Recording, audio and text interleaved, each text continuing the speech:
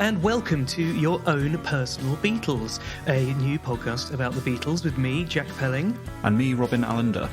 This week we're delighted to be joined by Welsh comedian, broadcaster and podcast veteran Elis James, and we chat to him about, it's not much we don't really talk about in this episode, Beatles related. Yeah, he really loves the Beatles. Yeah. It was really lovely to chat to Elis about this. It felt like he'd been saving up a lot of facts about the Beatles, which is great. I think we kind of ended up talking less about what they mean to him, I suppose, and more about the cultural impact.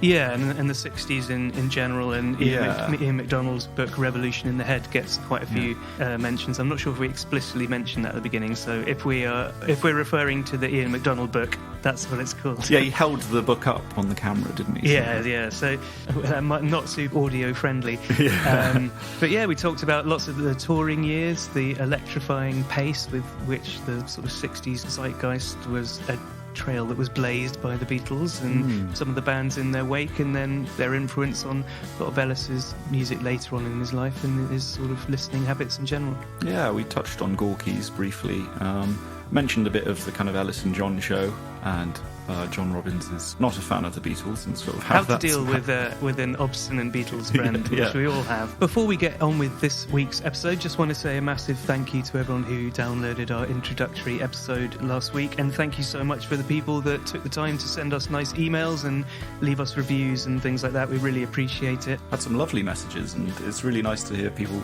kind of engaging with it. And if you do enjoy the show, then please take the time to go to iTunes and or Apple Podcasts, and as it is now, Grandad, and leave us a 5-star review. That would be absolutely lovely. And continue to send in your nice messages and get in touch. We always love to hear from you. So without further ado, let's hear Elis James's own personal Beatles.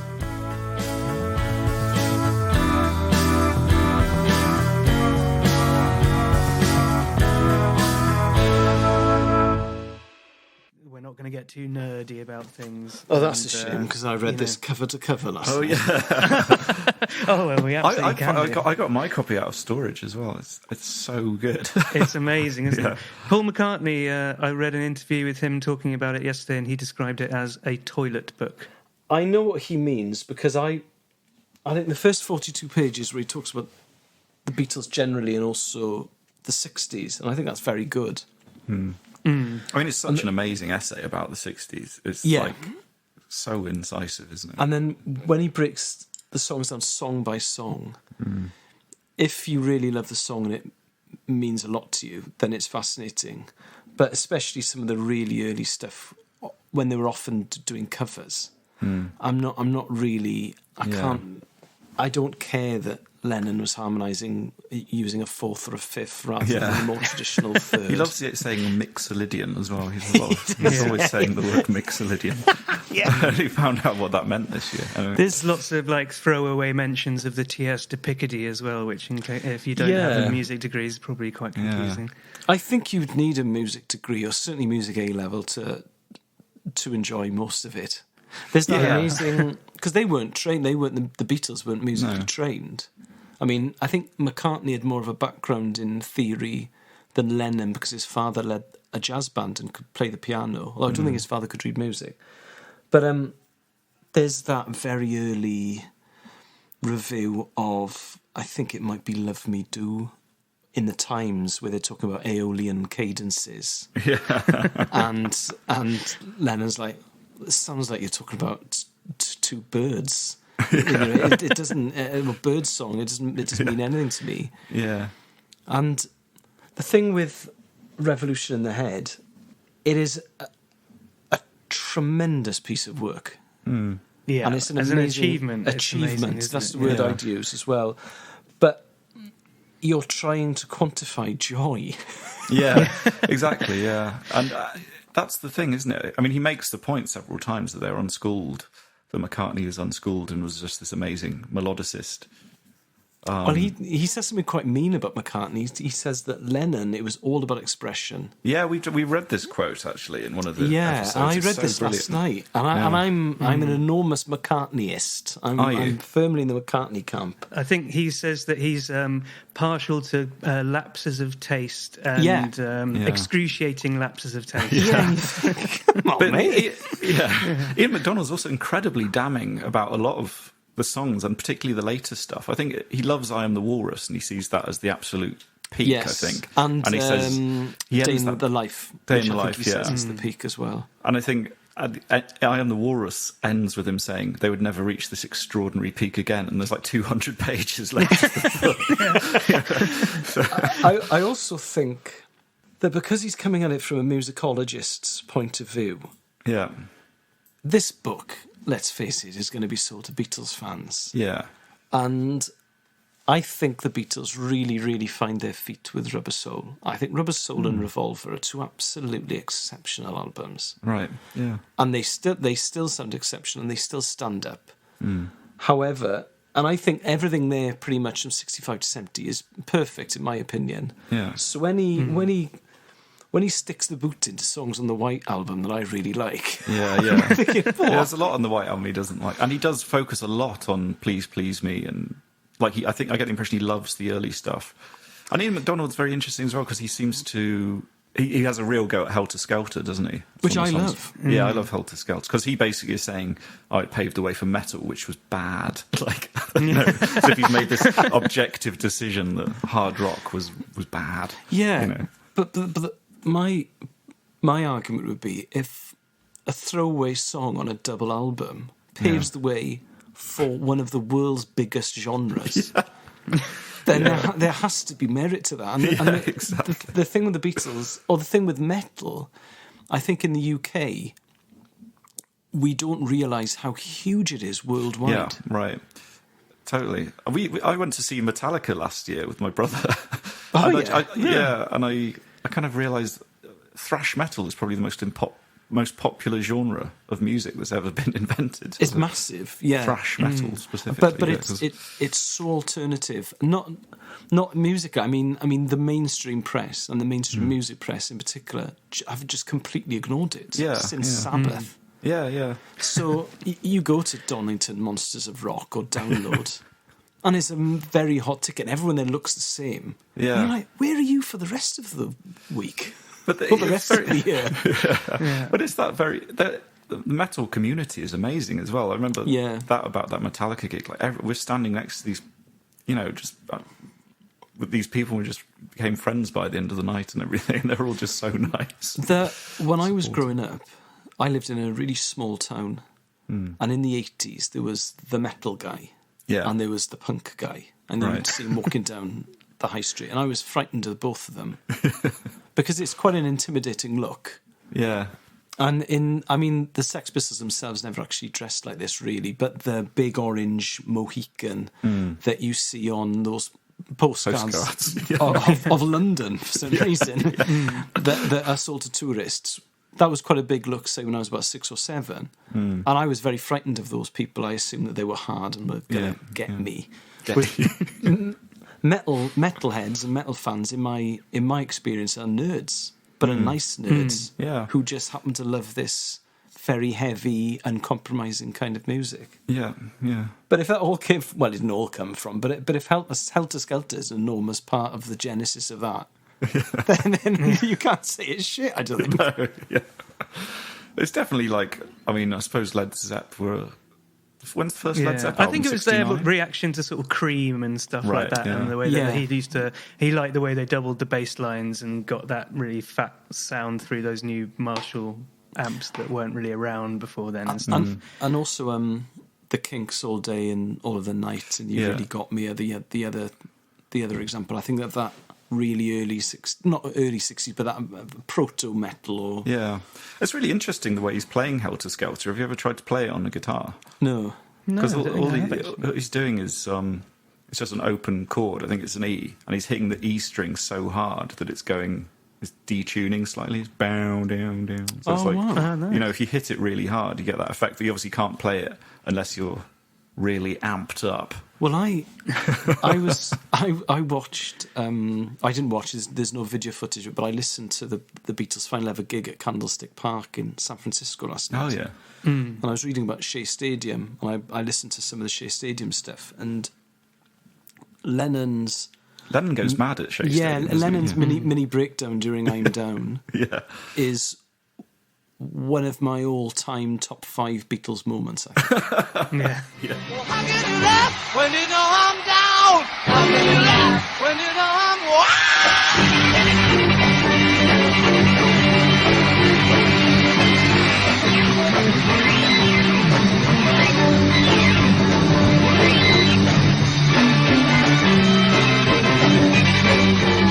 Oh, well, you know I'm down. Is that when he's sort of playing the keyboards with his elbows? With his elbows, Yeah. So they're playing at Shea Stadium, and there are 55,000 people there. And I, as an experiment, I was going to show the footage to my daughter, because if you just look at the women and the girls, you would assume that an atrocity was happening. A massacre. Yeah, a massacre in the stadium, because they are all in floods of tears and screaming. Yeah. They look like they're in agony. Yeah. And the boys are dancing and seemingly having a good time, but the girls, it's like they're witnessing some of the worst atrocities and massacres of the 20th century. And I'd like to show it to my daughter, maybe with a sound down, to find out what she would think was going on. Yeah. Sounds like a kind of Adam Curtis documentary idea. Just take the audio. I remember finding that really frightening, though. I remember watching that kind of footage, and also Michael Jackson. There was always footage of like people passing out because they were so hysterical, and I always used to think, I like Michael Jackson, but I don't like him that much. Yeah. Have you read Michael Braun's "Love Me Do"? Oh no, I haven't. Oh, what a fantastic book! So it's about the Beatles tour in. I've not read it for a while. I think it's the '63 tour. I think that's right. And he was in the dressing room with the band, and he goes to all of the gigs. And it's difficult to imagine now, but they were playing theatres. So I did stand up at the Borough Theatre in Abergavenny, and the first time I turned up there. I've done that room a couple of times, but the first time I turned up, I had a very, very Paul McCartney haircut, which I have done since 1996, right? And the sound man said, if you could just walk to your right, a bit further right, and then back a pace, there we go. And I said, why? And he said, that's where Paul McCartney stood when the Beatles played here in 1963. Yeah. So, it's difficult, I think, to realise that in those days, they were playing theatres. Yeah. Yeah, they would have played the Leeds, because with a lot of the theatres I played with John at the end of last year on that tour, like the Leeds Variety. Have you played there? Yeah. That would have been City Beatles. Varieties. Yeah, it's a beautiful venue, Great but like room. a real musical theatre. Yeah, so they were doing rooms like that. Yeah. And with Love Me Do, it was written, I think it was published in the 60s. And what I didn't realise was a large proportion of these girls were wetting themselves.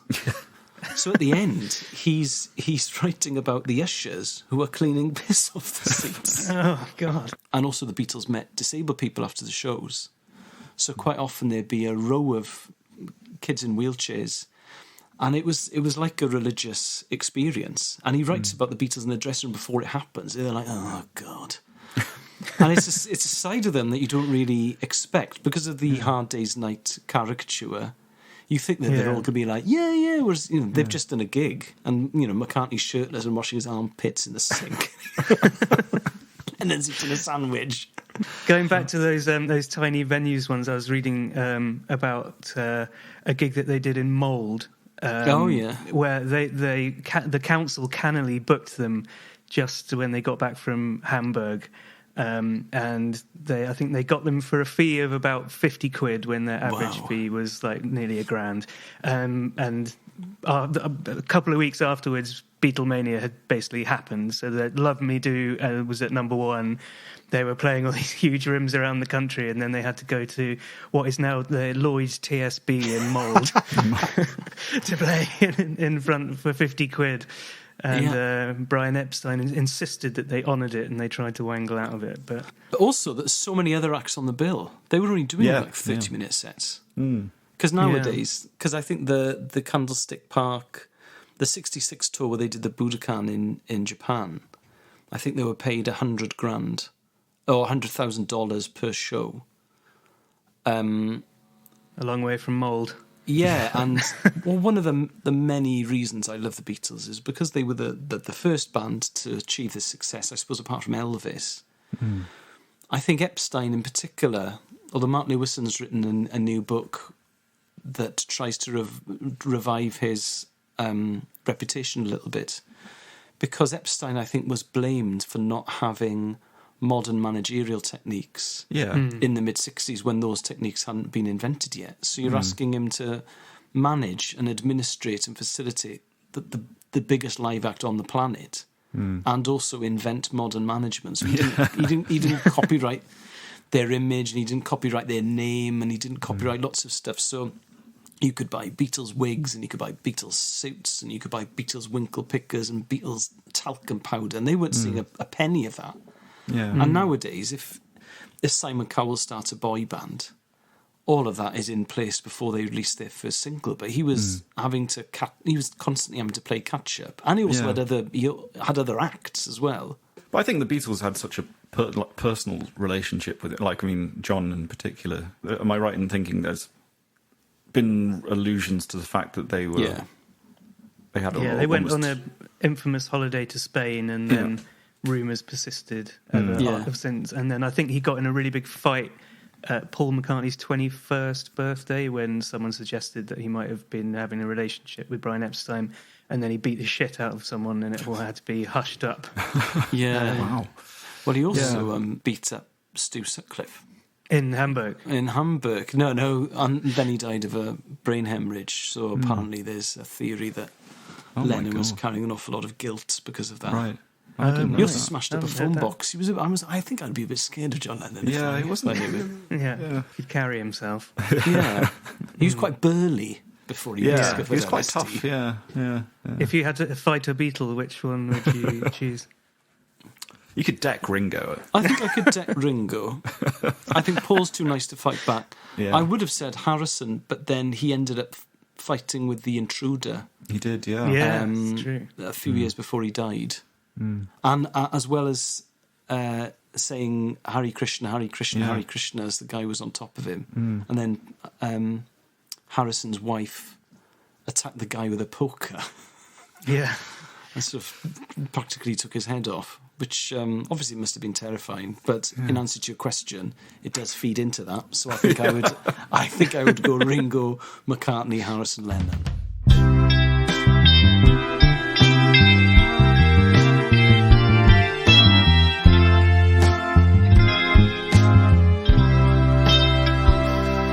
But with the Budokan, that was it's quite a sacred space, and I think they'd only had sumo wrestling and martial arts there. So when the Beatles turned up, it was the only place big enough where they could sell enough tickets to cover the $100,000 fee.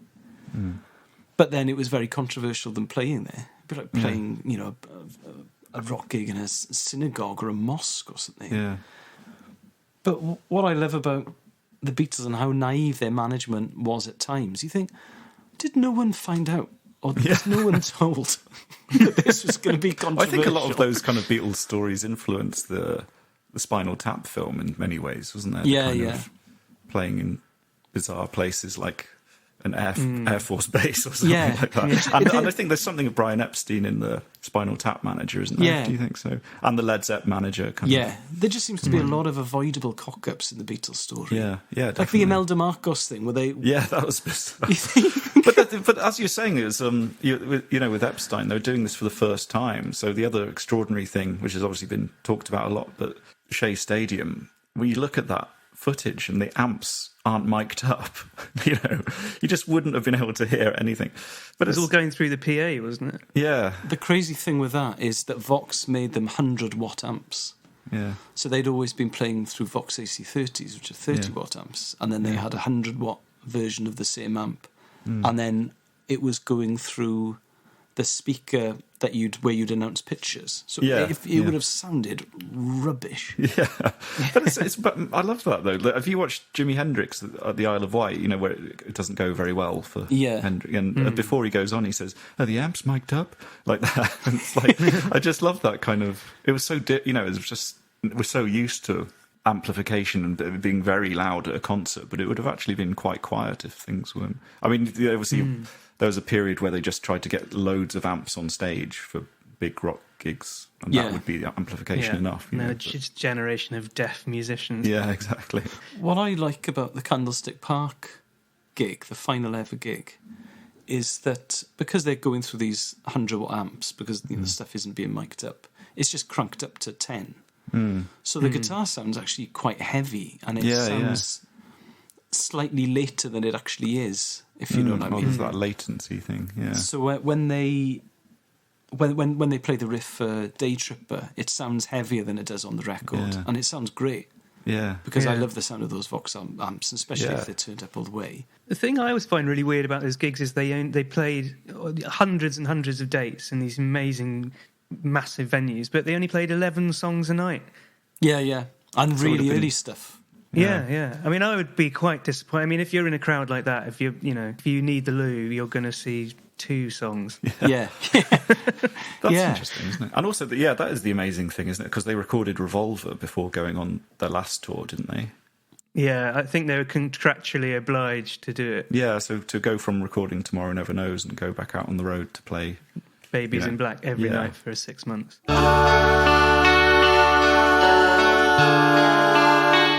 Elis, what was your first Beatles memory? My mum was, like lots of teenage girls in the 60s, an avid 7-inch singles collector.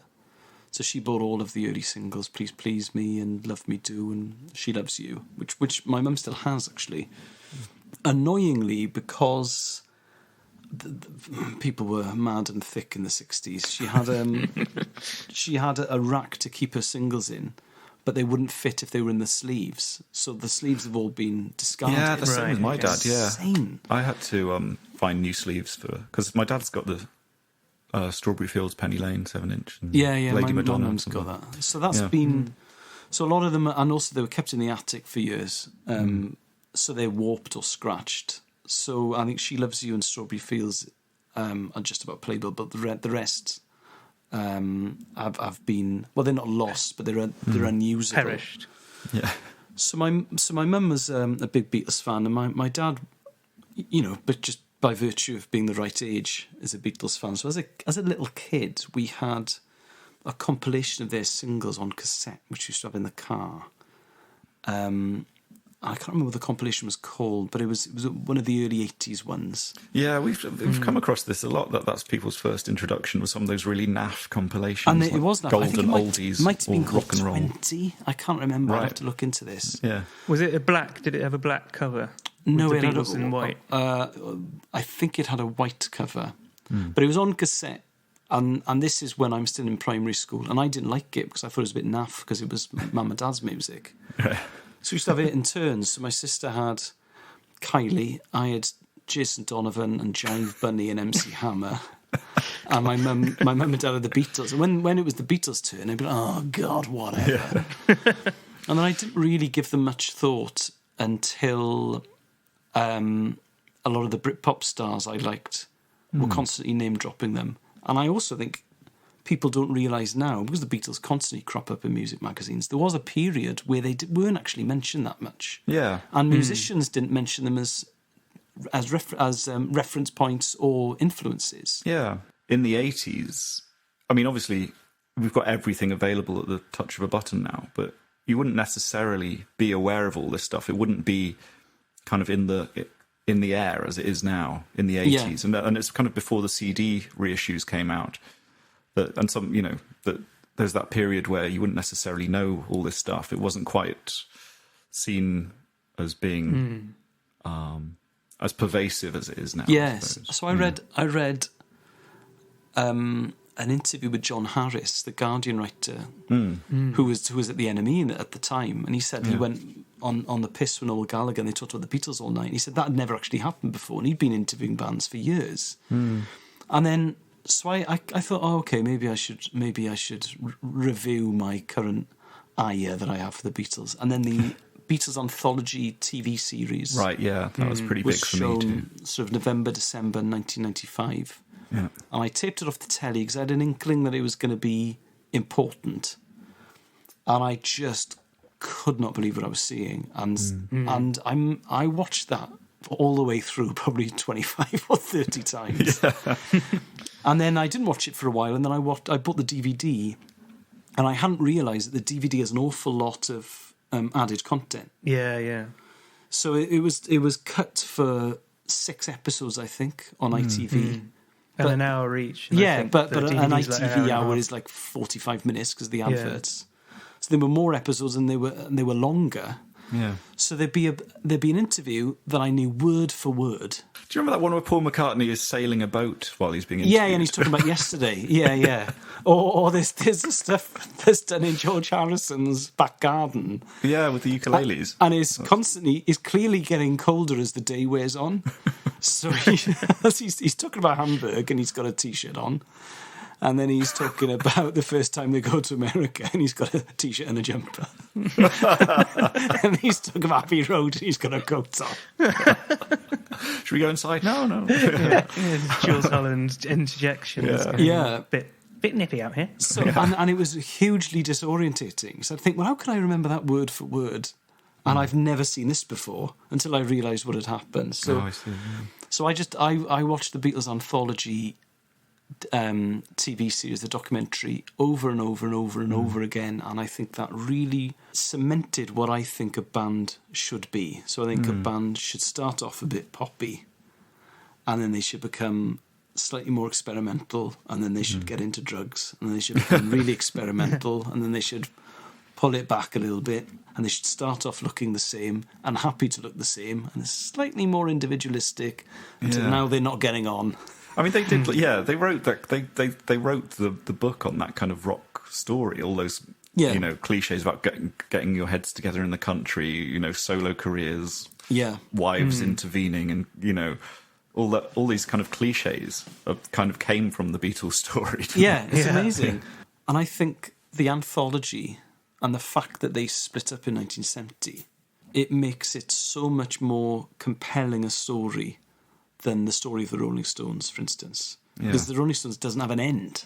They're still going. So the Beatles were pretty much perfect for about 7 years. Yeah. And then it ends, and that's it. And obviously you can get into the solo stuff if you want, but if you're a Beatles fan, you just got that 7 year, or 8 year period to pore over, and then that's it. Whereas with the Rolling Stones, you could be hugely into the Stones, and then Exile on Main Street's really good, and then Startup's about 1974, and then you're like, not really sure. And then the 80s, and you can still see them, and it's not the same. It's kind of adds to the mythology, doesn't it, that it ended there, and so each part of the story becomes like a Station of the Cross. We've created so much significance around John and Paul meeting, going to India, that kind of all these kind of key points in the story are now these hugely significant kind of plot points. I mean, I shouldn't know about Walton Village Fate in 1957. Yeah. I shouldn't know that happened. And I think about it probably once a month. That's great.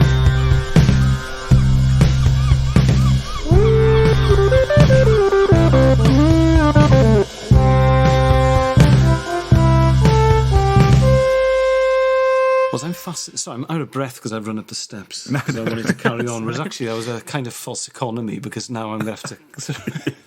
Alan Partridge awareness of how unfit you are. I once did this thing where I was doing a stand-up gig, and for some reason I thought it'd be good to do star jumps for whatever reason, and I didn't recover for like 5-10 minutes. Just like leaning over with it. It's great. Anyway. With the Beatles, I mean, I could talk for hours about why I love them so much, but I'm fascinated by post-war Britain, but in particular the 60s, and how the permissiveness and the social liberalism, Yeah. And the fact that suddenly you had working class voices in the arts, you had people like Twiggy and Michael Caine, obviously all of those bands. But I think that working class cultures, often people think it's less intellectual than it actually is. So all the Kinks and the Who and the Move and the Beatles, they were all art school kids, and the Kinks. Yes.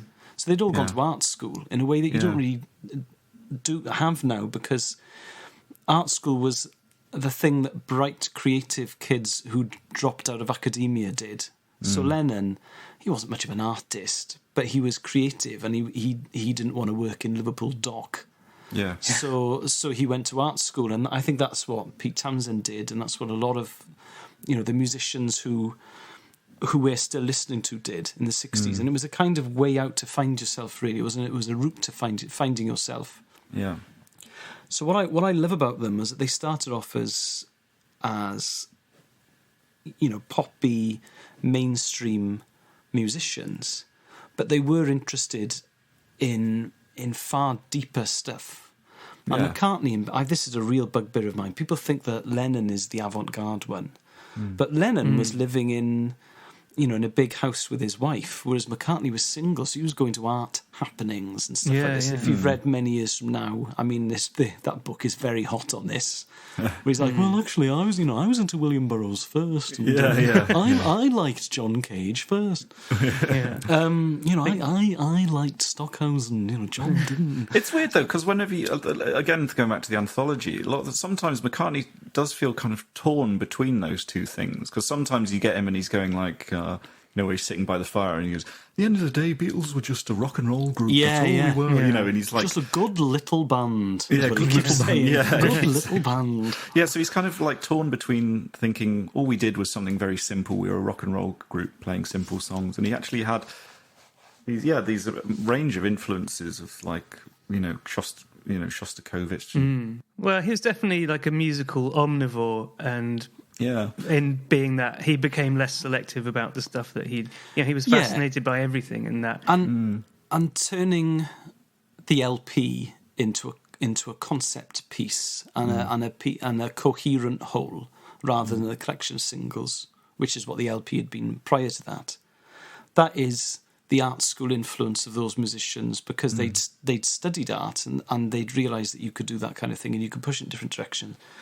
And in Hunter Davis's book, the official biography of the Beatles, he says that he was in charge of the gossip column in the Times before the Beatles, and it was literally gossip about bishops. Like, some cardinal has said this, and the Bishop of Llandaff has said this about another diocese. So and then the Beatles come along, and they just changed everything, and obviously the bands that came along in their wake. And I think the Beatles themselves are a brilliant prism through which to view the 60s. And the reason I don't have I disagree with people who don't think they have value. Certainly music fans were snobby about the Beatles, I think, is a slight affectation. Yeah. Because it's if a bit you of a pose. ask Jimi Hendrix, and if you ask Eric Clapton or the Stones or the Who or the Kinks or Led Zeppelin, they all think the Beatles were great. I mean, when Pepper gets released on the Monday and Hendrix is covering the title song on the Thursday night at a gig. So the idea that they were just poppy and light and frothy is just not true, because all of the other bands, apart from the Velvet Underground, all of the other bands thought they were great. Yeah. They sort of tell the story of the 60s in microcosm, don't they? Yes, absolutely. It's a kind of, and the fact that they kept their accents and stuff like that. Although the thing with the Beatles' accents, it was quite a big deal that they had Scouse accents. But I don't know if the Scouse accents changed.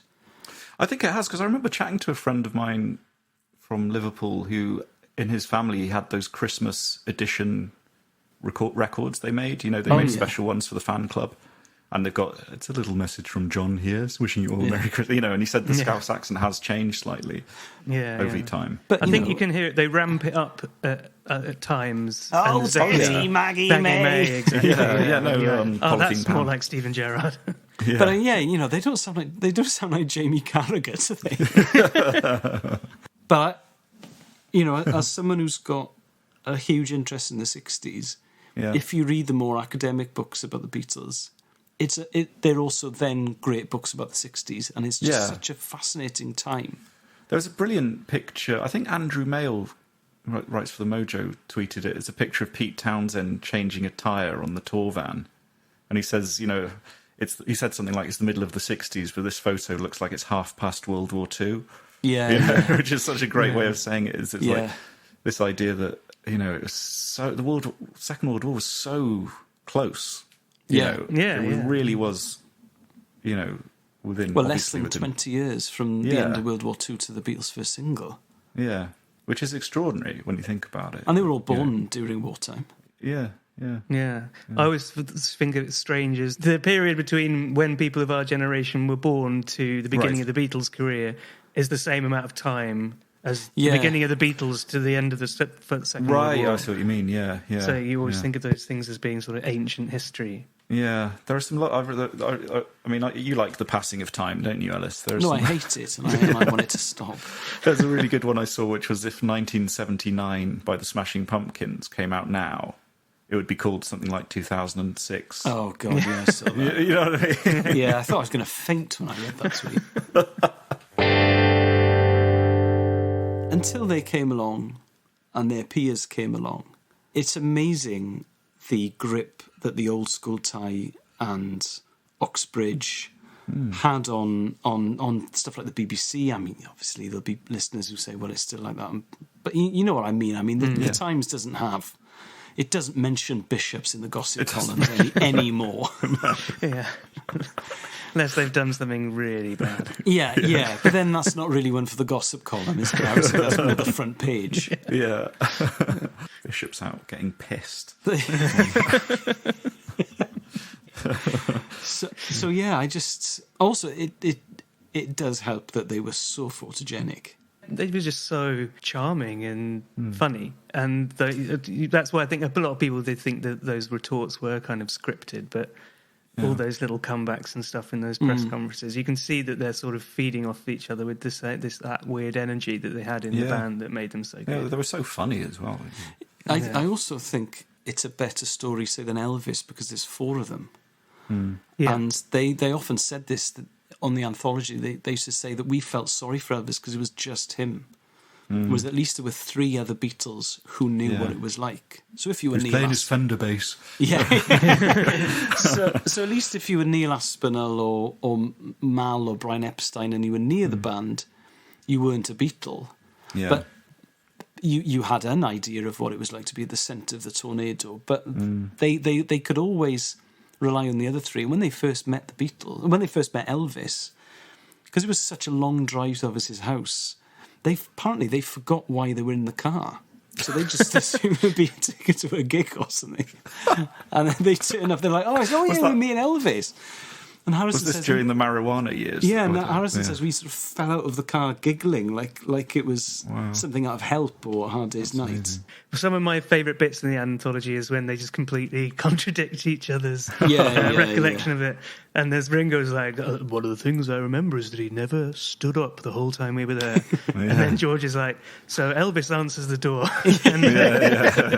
They could have answered it in a chair. Yeah, that's great. And McCartney remembers that he had the first remote control telly he'd ever seen. Yeah. He had a that you would remember. Yeah. Ringo talking about the fact he had an answer machine on his phone. We still had answer machine. That's great. Well, McCartney, I think, has an adorable habit of making what should be an amazing story and turning into quite a boring anecdote. So he's you could argue, I would say, that he's the 20th century's greatest songwriter. He's part of the 20th century's greatest cultural phenomenon. And he took acid, which changed a generation. And then I think it might be in many years from now, or if it's in the anthology, I can't remember. He's like, I I took this LSD and so nothing happened. And then after about 20 minutes, I looked at my shirt. I remember thinking, I've got a dirty shirt. I've got a dirty shirt. All I need to clean my shirt. And you're like, come on, Paul. The Johnny Wilkinson of... Yeah, is that... I love there's a Johnny Wilkinson talking about when they won the World Cup in 2003. And he goes, it was like a festival of rugby. So good. Yeah.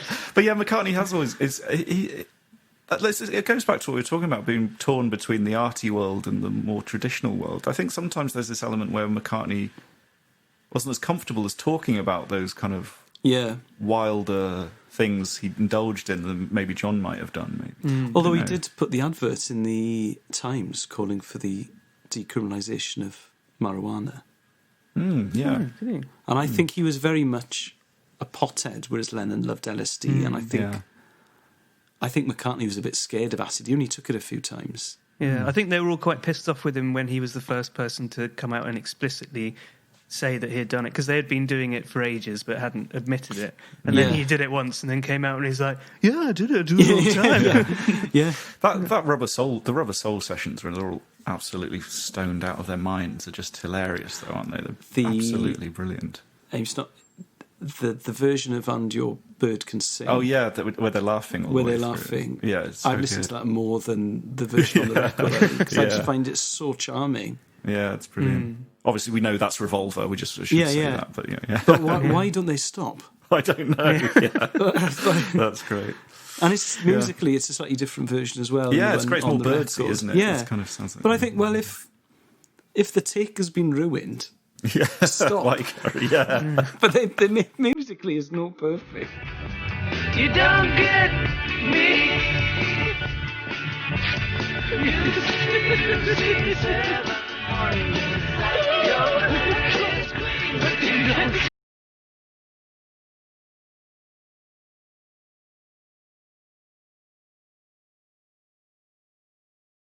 One thing I was going to ask you about is obviously, we're from Carmarthen, and Gorky's are a big band for you. Yeah. So Gorky's are a huge band for me too, and I've sort of, because my mum's from Carmarthen, so we sort of had that strange connection when we met, and I think that my mum's knows people who know your mum. Yeah. That's right. But for me, in the 90s, you talked about the kind of Britpop era as being a time when you went back to the Beatles. But for me, it felt like with Gorky's, that was the first time I had my band, to a kind of my band to around now. Yeah. And, I sort of went through the Nirvana thing, and Kurt Cobain died and all that. And then when I first heard Gorky's, I was in Wales, actually. It kind of felt significant at the time. And for me, that felt like they were really my band, because it felt like they were continuing stuff that I loved about the Beatles, which was this slightly nostalgic quality, obviously the psychedelic element, and something quite folky as well, something White Album-y in a lot of Gorky's stuff. And I wonder if is that something that you've thought that you kind of Gorky's for you were kind of... Yeah, I think the chorus, say, to Game of Eyes is very McCartney-esque. Yeah. Because Game of Eyes is a big, silly, psychedelic song. I love that song. But the chorus itself, though, has got a really brilliant hook. And I think Eros Childs' hooks, in particular, are quite McCartney-esque. I know he's a big fan of Paul McCartney. Yeah. And I remember having an argument with someone who didn't like the Beatles. And there were two of us sort of arguing the toss on behalf of the Beatles. And my mate said, but if you listen to their songs, how many of them fail? So Obla Di Obla Da is the one, it's a stick that's used to beat Paul McCartney with. And it's not very cool, but I don't think it's a bad song. It's tremendously catchy. Yeah. I think what's really interesting with McCartney is... So I was listening to Ram this week, and nice. The brilliant song Another Day. Yeah. Which is... That's on Ram, isn't it? Before I'm so worried now that people are going to tweet in. I think it's on the digital re-release, but I don't know if it's actually originally on the record. But that is just such an incredible song because it's so brilliantly McCartney. Yeah, it's just beautiful melody. Oh, Jack's off. Oh, is he gone to look for Ram? Yeah, it's on Ram, isn't it? It's on the archive collection. No, it is not. Oh, but I've got it here on my phone. It's on the RAM It's archive on the collection. re-release, I think. Oh, I see. It's Cool. like on the I think it's the first track on the special edition. Right. Although I must admit, I find the Beatles solo work quite difficult to listen to. Because I've kind of only really, from doing this podcast, started listening to them more than I have done. it's actually an emotional thing, in that there are McCartney songs that need a bit of Lennon. Yeah, that's what I was going to say. So, like, Another Day is just beautiful melody. It's just another, it's just so beautiful. Then you just can't help doing that. You just can't resist doing this. It resolves in a kind of sickly way, and a lot of Lennon stuff, certainly the later solo stuff, needs a bit of McCartney melodic influence in it, I think. And also certainly the stuff on Imagine, like How Do You Sleep, I just find it upsetting that he could be like that about his mate. I can't listen to it or watch that documentary. It just makes me sad. And there's I think it's in Many Years From Now, where by about 1975 they had they'd become friends again and they'd reconciled a little bit. And then McCartney just started turning up at John's house with his guitar. So Lennon would say, it's not 1958. I've got stuff on. I'm looking after my kids and I'm baking bread. I've got stuff to do.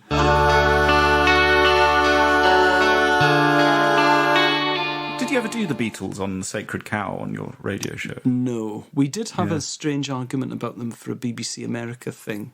Right. Where we had to argue the toss, Beatles over Queen. Because John's kind of... It's not that he's anti-Beatles, but he obviously just thinks Queen are better. He thinks they're very unsexy, and he thinks that they would have been bad in bed. Even though McCartney had a circular bed, and he had a lot of sex. So there you go. I don't think that's why John doesn't like the Beatles. He said that to me a couple of times. I think I'd rather sleep with any Beatle than Brian May. Oh, that's God, his criticism. Yeah. I think he just finds them silly. Like this is. I remember having this chat with Jan when I was playing in the band with Jan Tiersen, that a lot of the French guys just found the Beatles silly. It's kind of, they think it's all Yellow Submarine and it's kind of silly music or something. And I think John's kind of slightly got that idea that, I don't know, that it's kind of too pop or something. We were preparing for the show, for a live show, and I put on Rubber Soul and then I put on Revolver, and he really liked that. And he was clicking his fingers and saying, "Oh, this is great." He's very hard to introduce music to. Impossible. I've never met anyone like it. So I've been talking to him about Half Man, Half Biscuit for 6 years. Yeah. And then a couple of weeks ago, he was like, "This is band, you've got to listen to them. Half Man, Half Biscuit." Like, mate, I've made compilations. Yeah. I was good mates with someone. I still am, but I used to see someone a lot who's sort of grade 8 theory. And his dad was a very good musician, and he liked music in quite an interesting way. So he really liked music, like a musicologist likes music. So he liked quite obscure jazz music, even as a young man. And his argument against the Beatles, because he didn't like the Beatles, which used to piss me off, but his argument against the Beatles was that the thing that people, rock critics in particular, always say that's so good about them is that, I Feel Fine's got the first bit of feedback on a pop single, and the backwards guitar solos and on Revolver and the tape loops on Tomorrow Never Knows, etc., etc. And his argument was always, well, Stockhausen was doing that 10 years before. Yeah. And I will say, yeah, but no one was doing it in a pop context. And I say, well, I don't care about a pop context. I care about music. So if I want to hear tape loops, I listen to the first guy who did it better, because I don't want it to be diluted for a pop audience. Doesn't sound like much of a laugh. Well, but I still love that conversation. But the thing is, I think it is amazing that you can turn that into something that millions of people love. It's quite a gatekeepery way of thinking about it, isn't it? It's kind of, it's basically saying you don't like something because it's popular, but there's so much that people kind of are scared of experimental music, but there's so much people can get out of experimental music. It's not kind of reserved for having a special brain, you know. Yeah. You know, anyone can listen to a Steve Reich piece and, you know, let the bruised blood come out or something like that, and it has an impact. It's like such a powerful piece of music made from tape loops. Yeah. And, you know, there's a slight kind of sense of, oh, you wouldn't really get it. It's you know, it's a tape loop. They're actually phasing in and out of sync, and it's like, you know, it does work on an emotional level. He had no time for the argument. Was that, well, they were the first people to do it in a pop context? It's like, well, I don't care. It's a bit like this is quite a stretched analogy, sport analogy. So you're gonna have to stick with me, but I think you'll know what I mean. Yeah. In the 90s, Cardiff Rugby Club Great, it's a good start. had a winger called Nigel Walker, who'd been a sprinter in the Commonwealth Games, a 110-metre hurdler, in fact. So he was on the fringes of Team GB, I think, at that sprinting. A brilliant sprinter, but, you know, I suppose world-class, and he's competing at the Commonwealth Games, got to semi-final, I think. But he's not going to win the World Championships, but he's still a brilliant sprinter. Now, when he then played rugby, in the context of rugby, he was super fast, insanely fast. So all of the fast rugby players were then made to look slow. And I think you'll know what I mean. You think, oh, wow, he's super fast. But actually, if you were watching athletics, like, well, he's quite mediocre. But then you make him do a slightly different thing, and it's suddenly incredible. And I think that is what I think about tape loops. Yeah.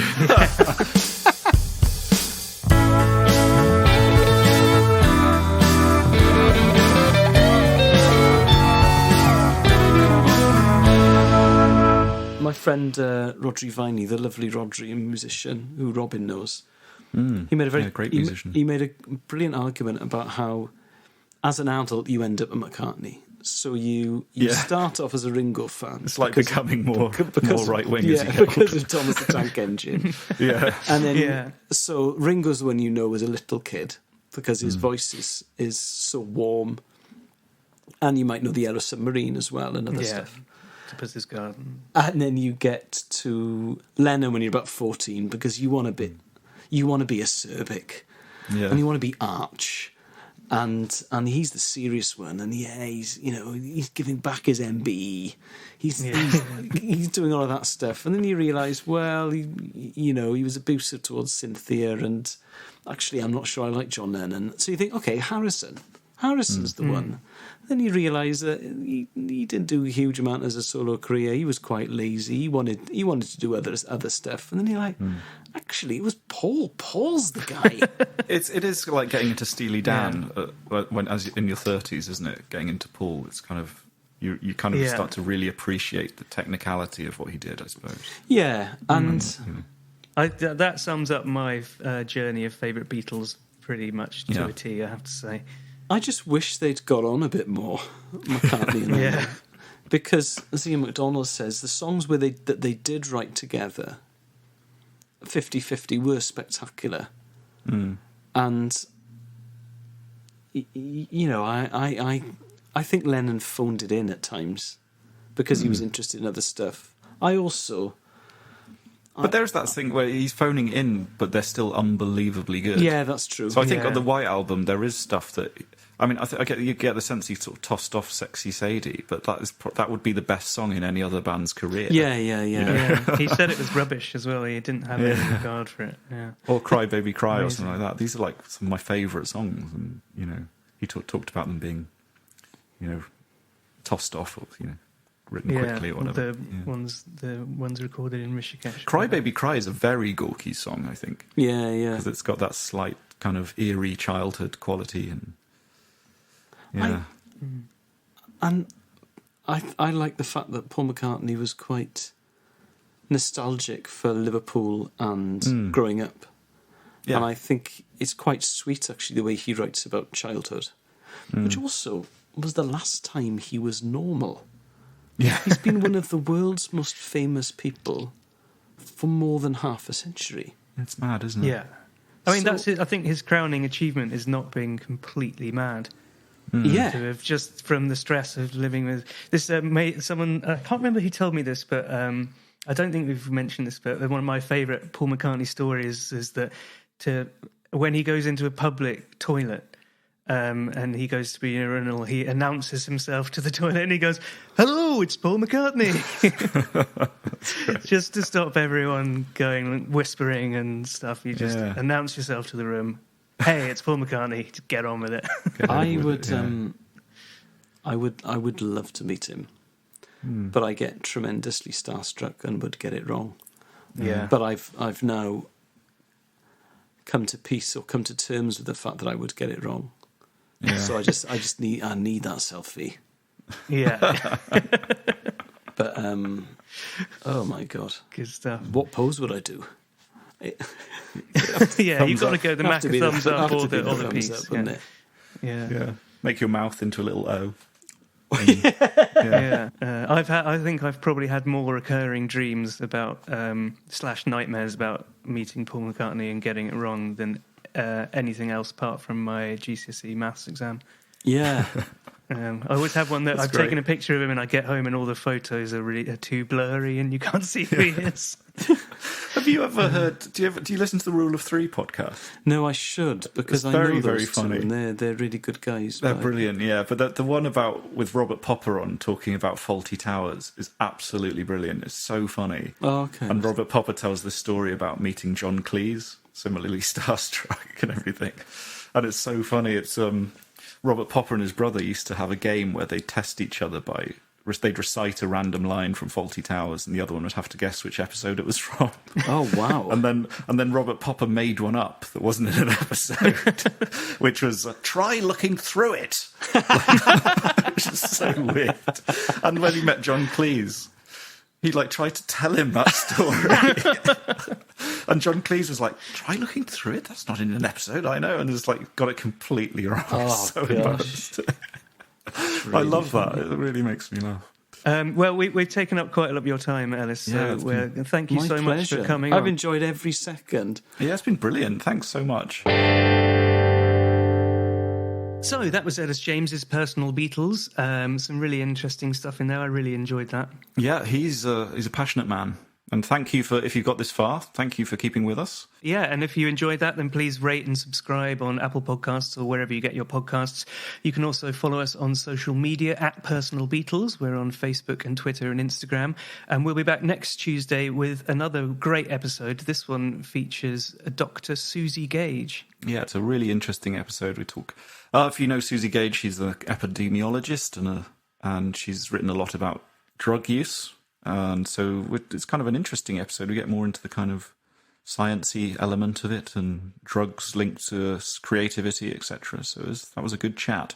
Yeah, she's also at Liverpool University teaching there, so we get some very good insight into some of the Beatles tourist traps to avoid, which is also quite useful if you're planning a holiday to Merseyside. Yeah. Thank you so much for listening, and we'll be back next week. Yep, see ya. Your Own Personal Beatles is presented by Jack Pelling and Robin Allender.